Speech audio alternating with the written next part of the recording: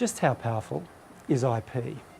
In the pharmaceutical space, intellectual property is very powerful, and most people will understand that a single patent covering a blockbuster drug can be worth hundreds of millions or even billions of dollars every year. That's powerful.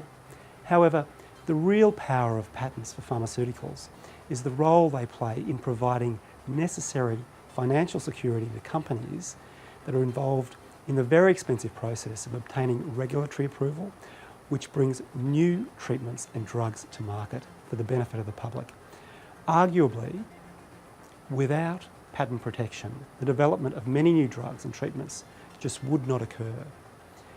To compensate patent owners for the time it takes to obtain regulatory and marketing approval for new drugs, the Australian Patents Act provides patent term extensions of up to 5 years. However, in order to have an extension of term granted, a number of requirements need to be satisfied.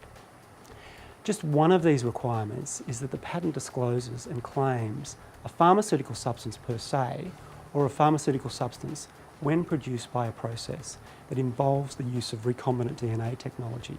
But just what is a pharmaceutical substance per se? How does the law interpret that term? Well, as expected, it includes pharmaceutically active substances for human therapeutic use. However, it does not include active pharmaceutical substances referred to in the context of a method or use. So a claim directed to a drug, such as a tablet, would make a patent potentially eligible for a term extension.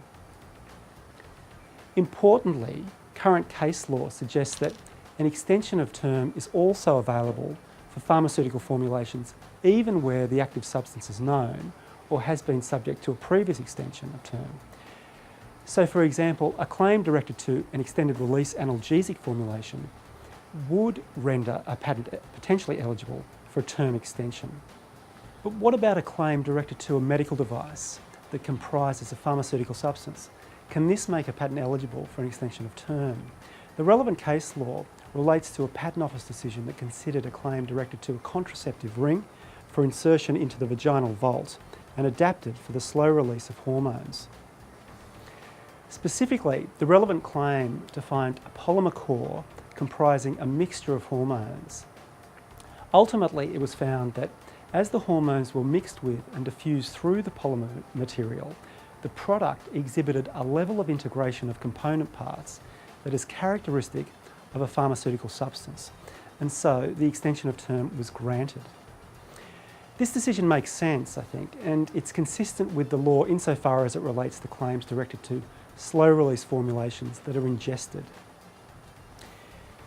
So what can we take away from the vaginal ring decision in relation to other types of medical devices that comprise pharmaceutical substances?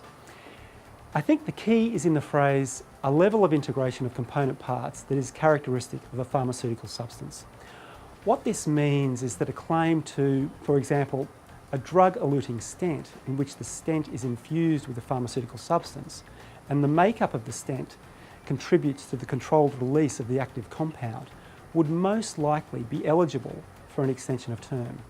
On the other hand, if a claim defined a stent in which the active ingredient was coated onto the stent and the makeup of the stent played no part in the controlled release of the active ingredient, then I think it would be more difficult to successfully argue for an extension. It's important to understand that it's not just the product that is critical in making a patent eligible for a term extension, but also how the product is claimed. For example, a claim covering a therapeutic patch may make a patent eligible for a term extension. However, if the relevant claim includes the feature of the backing layer, which is removed prior to application of the patch, then it's certain not to be eligible because it would be very difficult to argue that there is an integration of component parts, including the backing layer, that is characteristic of a pharmaceutical substance. In other words, including the feature of the backing layer takes the claimed patch outside what the law considers a pharmaceutical substance per se to be. At the start of this presentation, I posed the question, just how powerful is IP? Clearly, the power of patents covering new drugs, formulations, or even medical devices can be maximised with a patent term extension. So it is very important for patent attorneys, when they are drafting or even prosecuting patents, to keep in mind the relevant law and to ensure that the claims define a pharmaceutical substance per se, so that the patent is eligible for an extension of term. I'm Grant Shoebridge from Shelston IP. Thanks for your time.